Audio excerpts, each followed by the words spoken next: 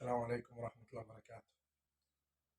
4 فلامينجو فلامينجو فلامينجو فلامينجو، وقبليها 4 ريال ريال ريال ريال.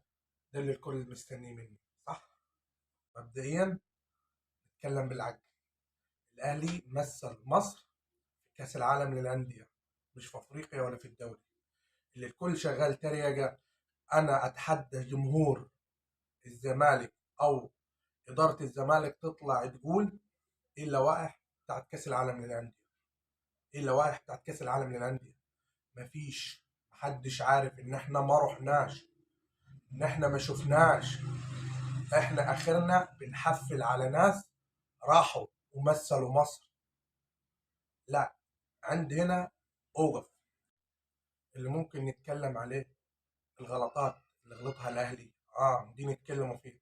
الفرص اللي ضاعت، الانفراد بتاع شريف، النقص، دي نتكلم فيها ونقول. لكن نتكلم ونجي نتريق عشان الاهلي لعب في كاس العالم للانديه؟ لا، هنا اوقف، هنا اوقف يا اخواننا بالعدل. انا مستني الاهلي يلعب في الدوري، مستني الاهلي يحصل اي موقف، اول واحد هتلاقيني انا هحفل على الاهلي. ليه؟ المنافس ليا في الدوري. لكن انا في كاس العالم للانديه المنافس ليا من فين عشان اقدر اتكلم عنه؟